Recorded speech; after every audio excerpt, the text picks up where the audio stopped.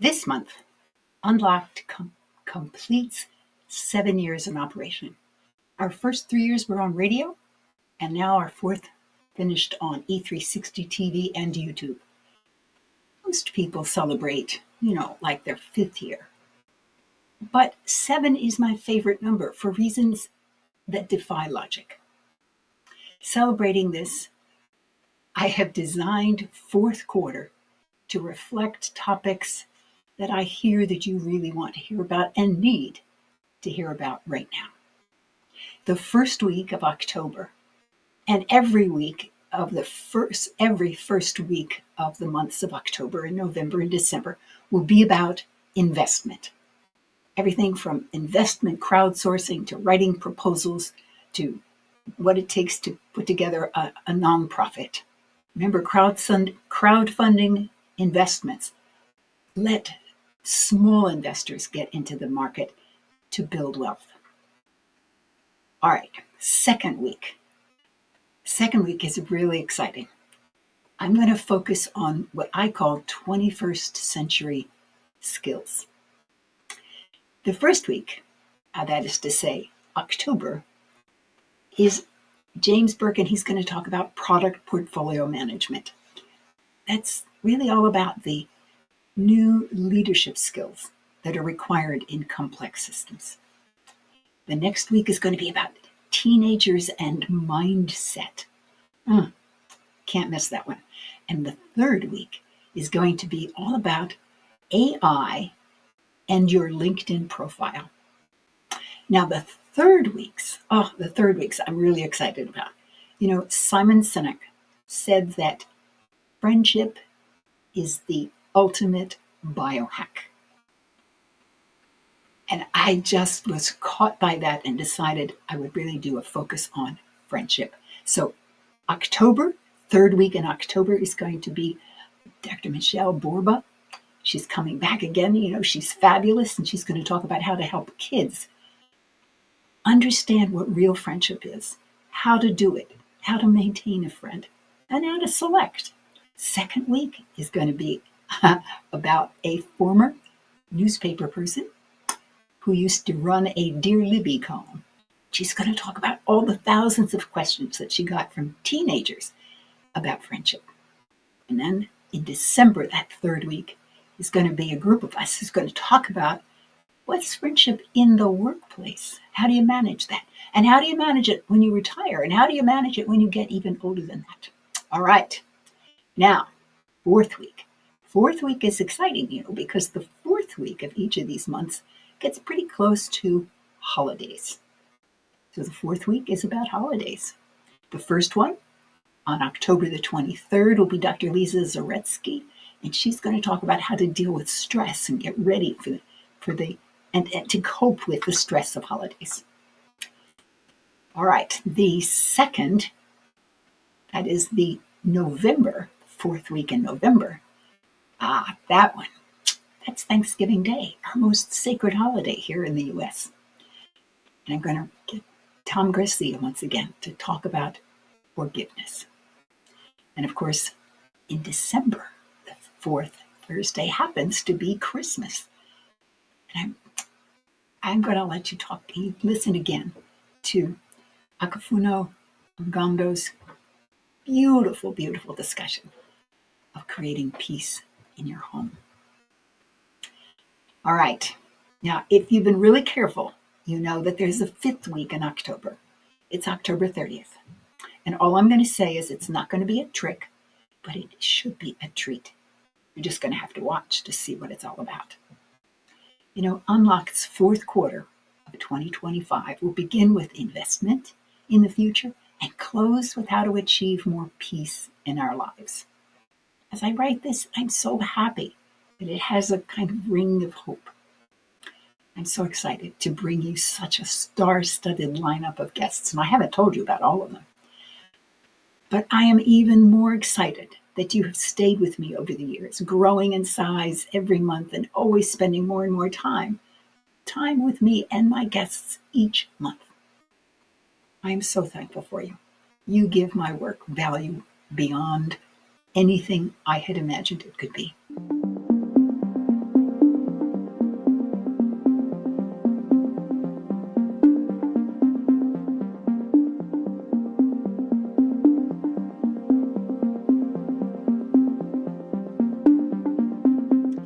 Thank you for joining me today. I'm Madelyn Blair, and this is Unlocked, a show all about unlocking the resilient leader in you. Could I ask a favor before I start? If you like the show and you like what we do and support us, the free, simple way to do that is to hit the subscribe button. My commitment to you is that I will do everything in my power to make sure this show is better for you every single week. Thank you so much. I usually give you some foundational information before I bring on my guest, but today I'm going to bring him on and let our conversation include any foundation that might be needed. I love changing things up, Jim. Jim Burke is the founder of Deep Dive Foresight, anticipating and shaping the future. He brings deep expertise in foresight, innovation, service development, and organizational change. A U.S. Air Force veteran, a former president of the Metropolitan Chapter of the World Future Society, and a member of the Association of Professional Futurists. He has also chaired several nonprofits, including Ascent Virginia, Inc., where he championed clean technology and sustainable growth.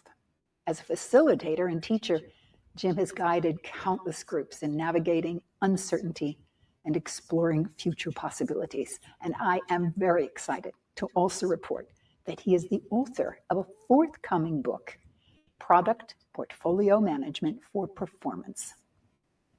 James Burke, welcome to Unlocked. Thank you so much, Madelyn. It's a real pleasure to be here. And it takes me back when we first met at the Golden Fleece conferences many years ago, the storytelling conferences, where I was entranced by your approach and your authenticity. So this is a treat and a privilege.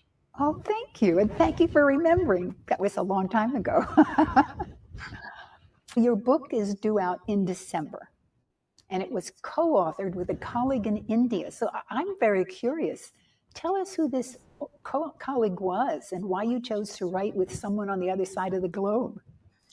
Thank you for asking that. It's funny, maybe ironic, that the collaboration that we were involved in at the time that brought us together, it was a group called Super Trends. We resonated with each other. His name is Rajat Baisya. I'm probably massacring his name, but he's just a delightful fellow. He's a professor and a managerial consultant. And we enjoyed chatting. And a couple of times he said, we're going to do something together. And naturally, a book came to mind. And what's ironic also is that the book itself came out of the seeds of failure. Super Trends and the approach that we had failed. And on reflection, it failed because of a failure in portfolio management. And as we talked about what to do, we said, why don't we address portfolio management more on the portfolio side than the product side? It's not a book about product development. And it grew from there. And it took a while to put it down on paper. A lot of collaboration with dramatically different time zones. We called for either very late or very morning. Right. And at one point, Rajat said to me, he says, I think one of the challenges we have, he goes, we both speak English. I speak Indian English, you speak American English. And as I paid attention to that, the cultural difference really became apparent. So it's a book that looks and includes those different cultural viewpoints as the reader goes through. So. What a great story. I did some writing one time with someone in Melbourne, Australia, similar time zone. And you're right, it's a hard time zone to work with. But in the end, it's always worth it. Yeah. You learn so much. And this aspect of culture, I really look forward to reading that in the book when it comes out. In last week's show, I talked with Yvonne DeMonk, and he talked about investment crowdfunding, an asset class that brings empowerment to Main Street, not just Wall Street. As in all investments, you need to make individual decisions with your entire portfolio of investments in mind, which means that when you make an investment, that you may carry a bit more risk with the potential to bring higher returns. You know that you have lower risk in investments that may return less, but protect your investment. In other words, the portfolio is balanced. I can see that a financial portfolio is a kind of a metaphor for a product portfolio. Is the metaphor appropriate, and why? I think you're spot on. And one of the main ways to manage risk is through diversity. So that, and a balanced portfolio has a clear, or comes with a clear recognition. Not all your products are going to be successes. Depending on the statistic you use, something like 75 to 95% of new products fail. And some might look at that and go, that's appalling. And others, and I think I'm in the second camp, would go, that's a reflection of just how hard it is, but also how creative people are. And so part of the metaphor that you use is to recognize that you can't put all those, to use a tired metaphor, all those eggs in one basket. Because as we've seen over the past few years, that basket could be dropped for a variety of different reasons: financial, pandemics, geopolitical strife. And one of the values of portfolio management is to handle risk in light of all those potential threats and real threats. What are the factors that need to be considered? Is the final choice always highest return? That's a really good question. And I guess I throw that back at you for just a second, because one of the things that I've admired about you is that you've got such a breadth of books. You've got a wide portfolio of books. What drives that wide aspect of titles and subjects for you? Curiosity. There you go. I just find that there is so much. And it's like when you're increasing your knowledge, it's like blowing up a balloon. The edge just gets bigger and bigger. So for me, I know I'll never finish. That's it. I think that's similar to what drives a good portfolio. The curiosity. One of the stories that we use in the book has to do with Dean Kamen, who invented the Segway. And he was inspired to look at the problem when he slipped in his bathtub. And of course, that was a different kind of eureka moment for him. He wondered why people were able to keep their balance. And that then grew into a project it was a single product portfolio. It was curiosity that drove him. It was inspiration, engineering inspiration that drove him. And the sad thing is, even after the world was really eager to see this product, it hit at a price point that was just too high. And it became, unfortunately, the butt of some jokes. And so that curiosity and that desire to change the world, that desire to reach out and touch a variety of people were behind most portfolio decisions. So as we say in the book, and this applies to, I think, just about anything, it's that recognize and embrace the emotion, but don't let it drive the decision. And similarly with portfolios, if there's no emotion in a portfolio, for example, I'm going to make an assumption here. If you had no emotion about the books you wrote, I suspect that you'd probably stop writing books.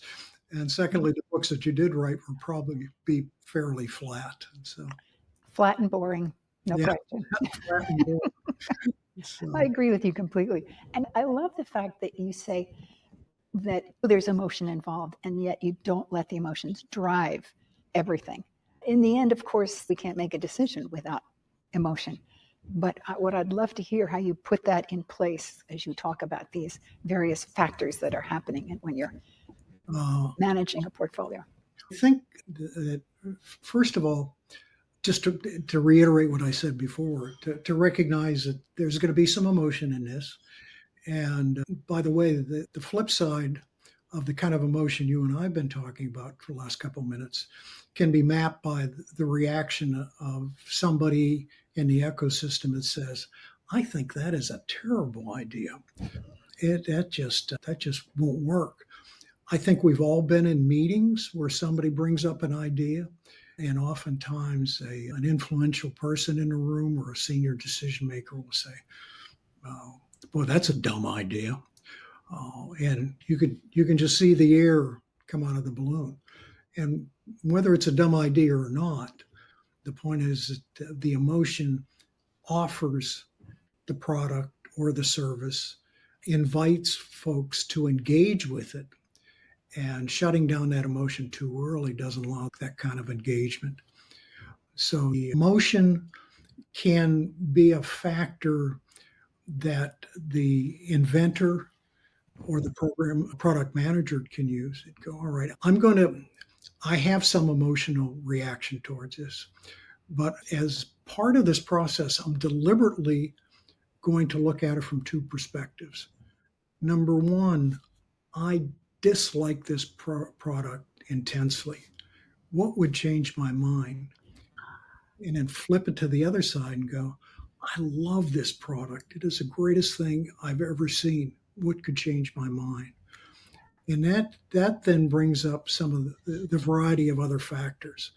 Is the timing right? Does it address a job to be done, to use Clayton Christensen's term?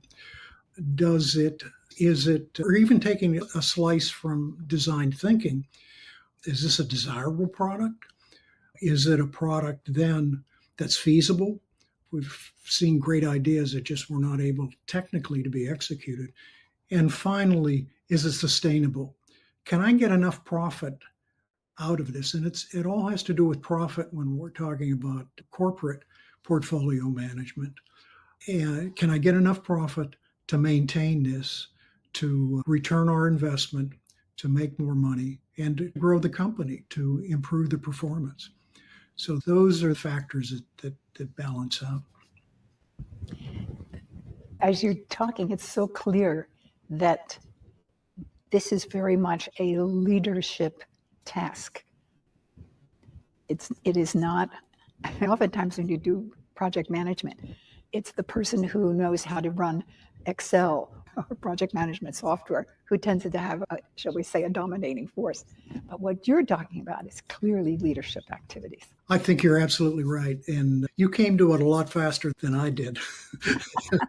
It's not until I was reading the book and I thought, this is really a book about leadership.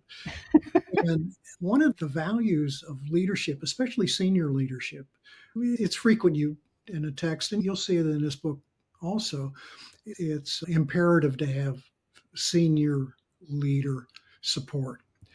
The other thing that senior leaders do is they have an understanding of the ecosystem.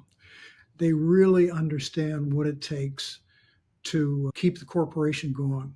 And they understand how the boundaries of that ecosystem shift constantly, and depending on the nature of the environment, the business environment, the geopolitical environment, et cetera, even the ethical environment. And that's another aspect of senior leadership's support. And they can use that perspective and to use that authority to reach out into the ecosystem with enthusiasm to get some reactions on how the product could be better, how the product could be improved, how the product could be marketed, how the product could be used as a foundation for the next generation. That's a viewpoint that senior leaders especially have. And also, there's a portfolio of folks that it takes to execute a program. You can have a brilliant idea, but if you don't have the folks to execute it, it's going to be a little bit more difficult. Oh, I love that last point. You're absolutely right. When I used to do big projects, I moved away from that. You had to assemble a team. And I watched so many managers assemble people who were like themselves because they were comfortable with that. And yet they were missing some skills. They were missing some, even, shall we say, perspectives. So when I was putting together teams, I was always looking for, okay, what's the list of skills and competencies and attitudes? I even wanted people with different attitudes. When I could afford it, I always hired an artist to join the team. They have a perspective on life that is totally different, and they ask questions that are off the wall, and that's fine. That's what you want. Mm-hmm. That's a really good insight. And two aspects of it I think are important in bringing that team together. Oftentimes, we bring a team together, and especially if it's in the same company. I know you, you know me, we know everyone else on the team. We'll figure this out. Here's the task, let's get to it. And what I encourage folks, and what I try to do as much as possible when I was in the corporate world, is this may sound funny, folks, but let's write a charter. Let's spend a day or two and write a charter. We know how to work together. Okay, who's going to make the decision on this particular aspect? This came out in a proposal writing. I did proposal writing for a couple of years. And one of the hardest things was when there's disagreement or when there's a new requirement, who makes the decision? Put it in a charter. And put in the process of how you do that. That then allows a disparate group of people to come together, understand, and those are the foundational roles and missions. It doesn't mean you can't go outside the lines. As a matter of fact, I encourage going outside the lines. But it gives an idea of how we're going to work together. And that is energy that doesn't have to be expended on figuring it out. We can put that energy towards doing the task. I love that point. It is more efficient when you decide ahead of time. So-and-so is going to handle any color, anything that has to do with color. So-and-so is going to handle anything that has anything to do with weight. I'm just picking factors. Sure. Mm-hmm. But it means you don't have to make that decision over and over again. I think people feel like they're being put in a box when they do that sort of thing, when in fact it's very freeing and allows you time to really think. The other thing, and here's a hard one for a portfolio manager, we in the proposal world would have this experience where the proposal would be due in 2 or 3 days. We've just really worked out a lot of the kinks. Is it perfect? No. Is it good enough? Yes. And then somebody will come in and go, hey, I got a great idea. Why don't you do this? And surprisingly, no one was killed in the proposal room, but I know a lot of people thought about doing it. We used to call those folks the good idea fairies. And they're very valuable when the timing is right. And part of portfolio management in the early stages is to have those ideas early, have them frequently. And at the same time, if you have a portfolio of many products that are in different stages of their life cycle, consider the idea. You have a little bit more flexibility. And then one of the hardest things to do is to say, this has been a good product for us for many years, but people don't buy pork bellies and chicken feet as much as they used to. I think it's time to stop those products and to say no to them. So a factor in portfolio management is being able to say not only yes, but to say no. And that can be hard, especially if there's emotion to it. But pork bellies and chicken feet have put my kids through college. Yes, I've heard that. Okay, not pork bellies and chicken feet. Yeah. And you have a fondness for it, if nothing else. Fascinating. I want to talk a little bit also, maybe I should say expand, on this aspect of the external factors. Now, working with the team, you have supposedly a little more control, but talk a little bit about those external factors. how do you really think about the trends? You could be designing something. I loved your example of the notes that you gave to me earlier. You designed something for an iPhone 16 and the iPhone 17 just obviates it because it puts it in there. Talk about that a bit. Sure. Let me take two different perspectives from it. Please.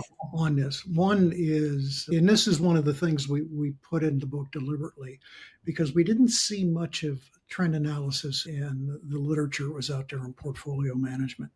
So we have a section on foresight initiatives.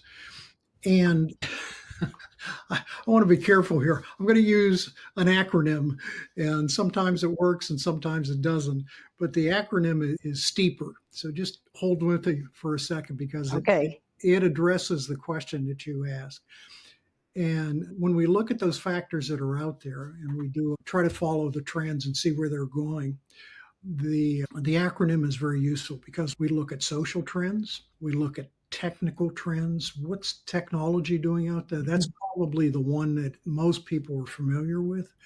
The economics. What are the economic trends? Today, the economic trends are all over the place. They're competing, and that's another thing about trends.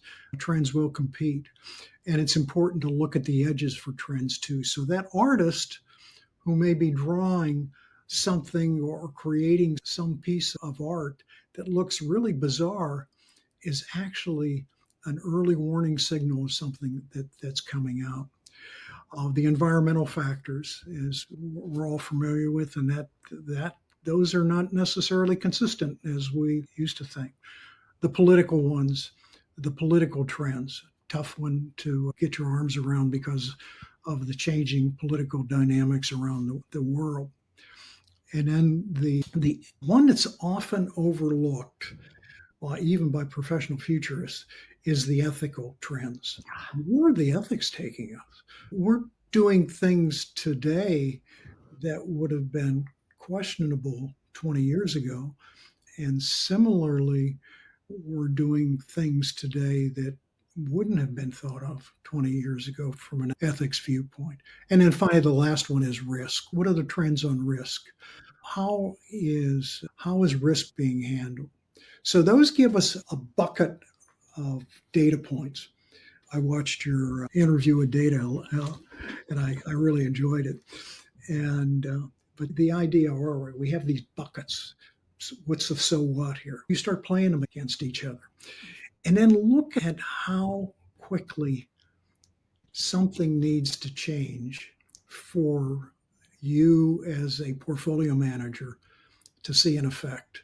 And a useful tool for that is something that I stole from Stuart Brand, who was, you may recall, was the author of the Whole Earth catalog many years ago. That probably I have one. Oh my gosh, protect it. And there are many who don't know what that is, but I recommend you go back because it's timeless. And he said things changed depending on whether they're geological or whether they're fads and everything in between. So you want to look at, all right, how quickly will these things change, and what are some of the possible endpoints for the trends? What are the stories around the trends? Here's where stories become very important. We call them scenarios, but really they're stories about the future. In terms of how that's used in innovation, one of the other aspects we put in the book that we think gives it a little bit of special value, and that's a chapter on innovation, particularly using a thing called the OODA loop, another acronym for you. Nobody is charged. I throw myself on the mercy of the court. But the OODA loop stands for observe, orient, decide, and act. And it was a process that was developed by an Air Force fighter pilot, a curmudgeonly type of fellow who changed the nature of how airplane requirements were developed. It sounds like a straightforward linear process, but it's not. It has a lot of feedback. It has a lot of loops and monitoring invitations. And so taking those trends, the trend buckets and the stories, and putting them in the context of the OODA loop allows a portfolio manager to see the what ifs that might happen, and allows the opportunity to say, what if we if this happens, what if we do this? Or if we do this, what might happen? A lot of portfolio management is the hard-nosed analytics. A lot of it has to do with the softer emotions and everything in between with the stories. And getting back to the word you used earlier, what, after collecting these trends, what are we curious about? And what might our current and potential customers be curious about? And how do we leverage that curiosity? Gosh, first of all, I love the word loop, if nothing else, because when you're working on a project, you really do think of it in a linear fashion. Okay, I've begun here, my next milestone is this, et cetera, and going down. And it's because we tend to chart it that way. But you're absolutely correct. If you are really observing, which is that first, isn't that the first O? Or maybe it's the second O. Your first one is observe. If you're constantly observing, you're seeing new things that have to come back into the conversation. And so I love the idea of the loop because it acknowledges that you can bring new data in. One of the things that I've heard you frequently mention is this idea of uncertainty. And just by what you said leads me to ask you a question. When you think about uncertainty, do you think of it as linear? Touche. Do I think about that? The word that comes to my mind is episodic. Ooh, I like that. I like that. It means it's going to come, and I might not have even expected it. And that's how I think of it. Yeah, does that help? Yeah, I appreciate that. I like it. I wrote that down. I'm going to steal that one. And of course, I'll just say that the portfolio management and the portfolio itself is a complex adaptive system. And because it's a complex adaptive system, it means there's lots of stuff happening, lots of moving parts, lots of feedback loops, lots of human things, lots of inhuman things. And we know what we want to have happen, and we can maybe make some forecasts and predictions. But what happens is often emerges in a way that's unexpected. The complex adaptive system and complexity example, of course, you've heard many times, is a butterfly flaps its wings in Brazil, and 3 or 4 weeks later we have a hurricane off the coast of Maine. And that is one of the things that is hard about portfolio management. I don't know how to do it. I don't know that anybody does, but is this new product that I've just developed that we're going to put in the portfolio, is that the flap of the butterfly wings that at the other end are going to come out in some unimaginable profit in video? Or is it going to come out at the other end with a tremendous lawsuit that threatens the viability of the company? We don't know. So there's this idea of curiosity and balancing that with risk, doing as much analysis as possible, but expecting the unexpected, which calls for an important factor in portfolio management, whether it's financial or product, and that's resiliency. I don't think I'm uncommon. I've heard this story from many folks, but during the great financial crisis, a lot of the reports that I got on my financial portfolio were paper driven. And I'd get it at the end of the month. I wouldn't even open it because I didn't want to see. There's a little bit of willful blindness. There's a book by that title, Willful Blindness. It's a great book. And it talks about a factor that's important in portfolio management, and that is ignoring the trends, ignoring the early warning signs. And a portfolio manager who can work with somebody in the futures community and also work with the folks on the edges there is not afraid to ask the question, what would take this all away? Andy Grove The former head of Intel wrote a book called Only the Paranoid Survive. Unfortunately, the company didn't appear to be quite paranoid enough after he left. But he brought up a really great concept for portfolio managers is what could go wrong? Not only what can go right, you want to recognize that. And that doesn't say you have to be a naysayer. What it says is if you understand what could go wrong, you probably can have a more resilient portfolio manager and a more resilient product. I'm glad you're touching on this because I'm always curious as to how my work and resilience of the individual translates into different business aspects. So thank you for adding to that. I'm also curious of the fact that there are times in a product cycle, okay, obviously there's the formation of it and the design of it, and then you figure out how you're going to manufacture it or develop it or produce it. And then eventually you decide it's no longer profitable enough. I'm thinking of poor Tylenol that got offloaded from Merck. Was it Merck? No, Johnson & Johnson. And so they made a decision, the business decision. They weren't making enough money on it anymore, so they sold it off. Tell me about that. There must be a life cycle in all of this. There is a life cycle. And the ironic thing about Tylenol was again, for those of a certain age, remember when there was somebody who was spiking Tylenol tablets with poison. And the head of the company at that time, James Burke, no relation, but right. I forgot that. He said, pull the product.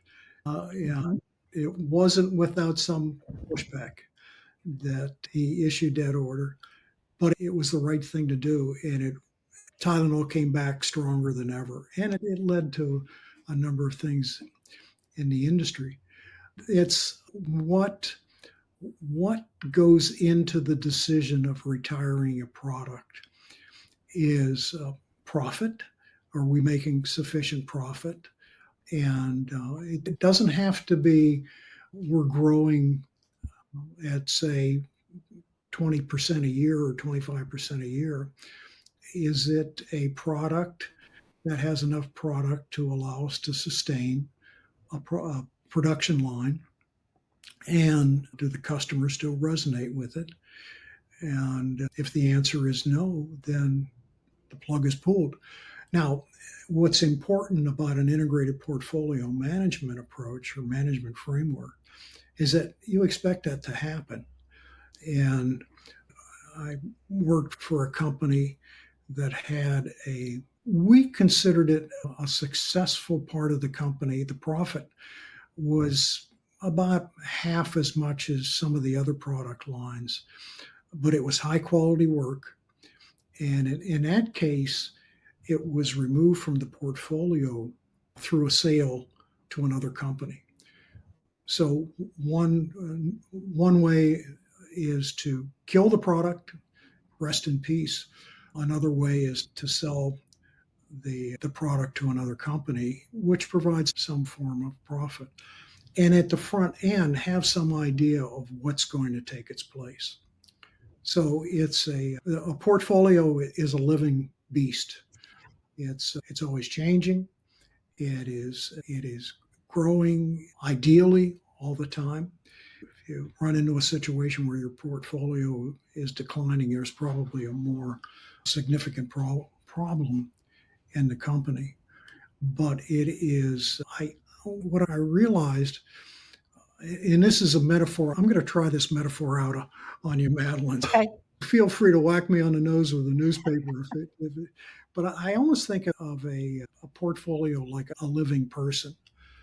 There's the early stages where you're trying to figure out how to walk and try to figure out how to talk and try to figure out what's going on. But even before that, there's the pre-human where it's a glint in two people's eyes. that it said, hey, you got this idea. And so that then grows into a little person, and that person matures. And as the person matures, there's more capability.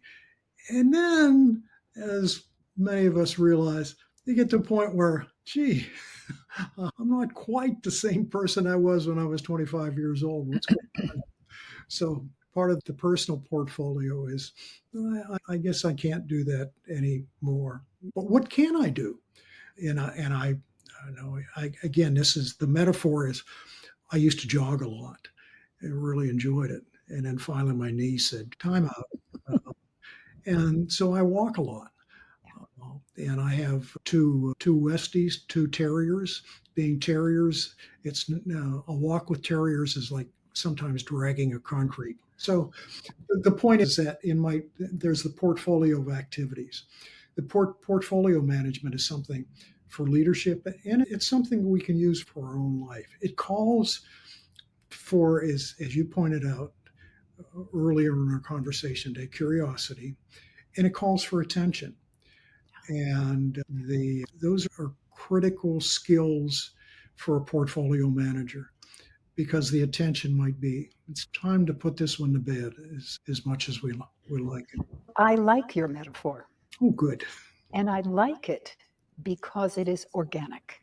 We tend oftentimes in business to become very mechanical, comparing the organization to a machine, comparing our minds to a machine. And that's not only not what a person is very organic, but a lot of the things in our lives are really organic because they are in interaction with you, but also with the environment, which is what you've been talking about. Yeah. So I love the fact that you brought in that aspect of the organic.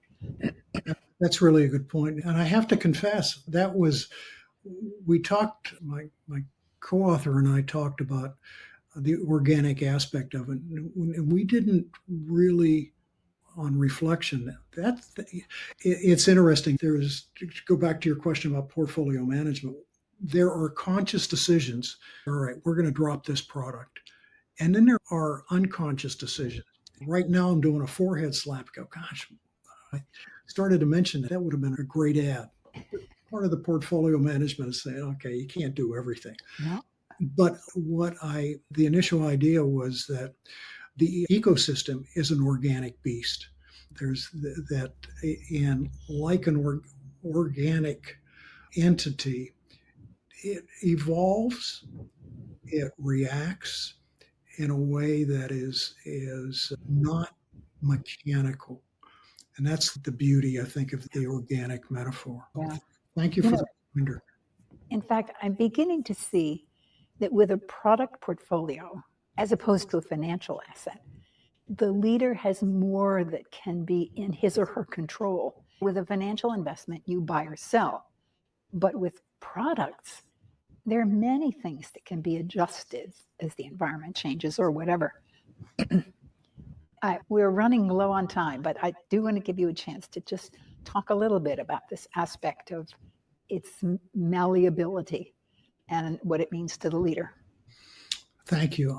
That malleability it's a double-edged sword because, as I said, we don't always understand what the implications of a portfolio change might be. Yeah. And I bring up some of the things that happened in our culture recently, the changing of a factor associated with a portfolio. By the way, if you want to see the way portfolios can work, look at cutting edge restaurants and the way their menu changes frequently, as opposed to Cracker Barrel, which changed the logo, and it caused all sorts of consternation. Yes. So that malleability means that be careful with what you change and be careful how you change it. Mm-hmm. Having said that, change is one of the few things we can count on. It's you did a recent session on coaching in a DAO. There's the portfolio management in a DAO, which says everything is impermanent. Jim, I've just so enjoyed this conversation. Are there any final gifts that you want to give to my audience? Thank you. First of all, again, I really appreciate the opportunity to chat with you. It's always a delight to have a conversation with you. And the one thing that I'd close on is that what I have experienced in writing about this book and thinking about this book and is that we live in such an incredibly uncertain world. And that uncertainty can be stifling or it can be energizing. And the role, whether you're the portfolio management for yourself or the portfolio management for a product line or the many other places where a portfolio manager would fit, is that take advantage of the energy. The uncertainty can be threatening, certainly can be threatening, but at the same time, it also offers great opportunities. And the opportunities are to have a more robust and more resilient portfolio, regardless of how you apply the model. And thank you for the ideas you shared today. I really like this idea of episodic uncertainty. and what I'm going to close on with that is that tells me that sometimes I'll get through a particularly uncertain time and I think, okay, that's done. Now I can relax. And then there's another episode of uncertainty. It's a lot like a successful TV show. Jim Burke, thank you. Thank you so much. I appreciate it. Every now and then, there is something that changes how I think about the world. Grounds for Thought is a place where I talk about these moments so that you can explore the meaning for yourself. As we wrap up today's conversation, I'd like to shift the lens from product portfolios to something even closer, your personal career portfolio. Jim has reminded us that products, like the world around them, live inside complex systems. The same is true for us. We live in complexity every day. The shifting expectations of others and of ourselves, the currents of family and community, market trends, social disruptions, the list goes on. And just as a product portfolio needs careful attention to thrive, so does the portfolio of you. Think of your career as a living, breathing collection of investments, not just financial ones, but investments in time, energy, and heart. Time. I recently gave a talk on what real coaching is, and among the many approaches, one theme stood out. Coaching isn't something we squeeze in when there's time. It's an intentional investment. This is the time you coach yourself. Energy. Our energy certainly involves how we care for our bodies so they can take action. But it begins in our minds and in the mindset we bring to the table. Curiosity keeps you scanning the horizon for weak signals, noticing what others miss, and staying open to possibility. A curious mindset keeps asking questions with an open mind, one that doesn't abandon judgment, but stays willing to consider something new. Heart. And then there is the heart, the part of us that emits the strongest force. Its electromagnetic field is estimated to be 40 to 60 times stronger than the brain's. The heart is also the place where our values reside. We often discover this only when something happens that runs counter to our values, when we say we are heartbroken. But when we act in concert with those values, we are confident in trusting ourselves. Confidence is more than self-assurance. It is the quiet belief that even when the landscape shifts, you can adapt and learn. You know that your core identity remains intact. Identity is the understanding of who you are when the titles and roles fall away.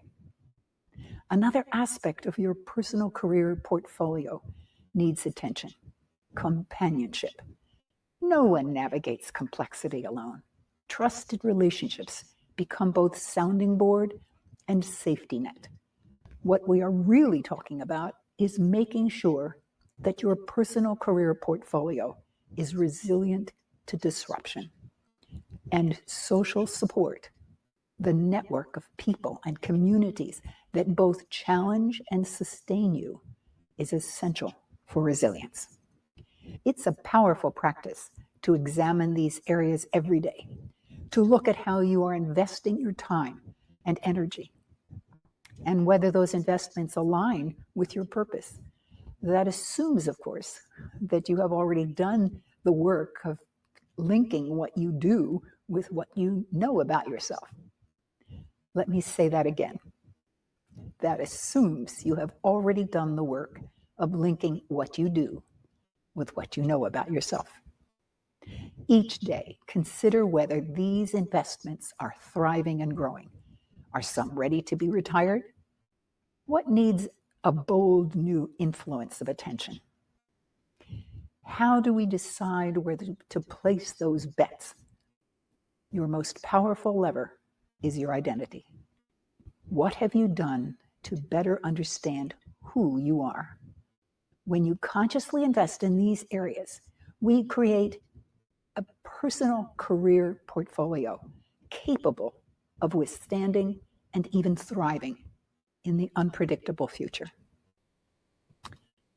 When we consciously invest in these areas, we create a personal career portfolio capable of withstanding and even thriving in the unpredictable future. Think of it like a leader tending an organizational portfolio. You review it regularly. What's working? What's draining you? For me, the relationships with friends and colleagues feeds me. I ask myself if I'm reaching out regularly. Rebalance intentionally. Shift time and energy towards what matters most. Instead of doing organizational development work, I pivoted to radio and TV 10 years ago. Now it feels like I need to spend more time on writing. Retire what no longer serves. Habits, commitments, even roles that have run their course. I'm still working on this one. Seed new growth, learning relationships, or bold experiments that stretch you toward your purpose. I've decided to set aside blocks of time for reading. Now, this is not a one-time exercise. And just as Jim described, stress testing a product portfolio, we can stress test our own lives. If a sudden disruption came tomorrow, a job loss, a health challenge, a family crisis, where is my personal portfolio strong and where is it fragile? The goal isn't perfection, it's adaptability. Leaders who thrive in uncertainty are those who have invested in the inner resources and relationships that let them pivot with grace. Complex times will not wait for us to catch up. But when we tend our own personal career portfolio with intention, we meet the future not with fear, but with the quiet strength that comes from knowing we are ready. So here's my challenge for you. This week, set aside 1 hour to conduct a personal career portfolio review. Identify one area: purpose, identity, values, confidence, curiosity, companionship, social support. What needs fresh investment? Decide what you will start, stop, or continue to strengthen that part of your life. Thank you for joining me today. I hope you've enjoyed the conversation and learned something new. I'm Madelyn Blair, wishing you infinite possibilities as you unlock your resilient leader.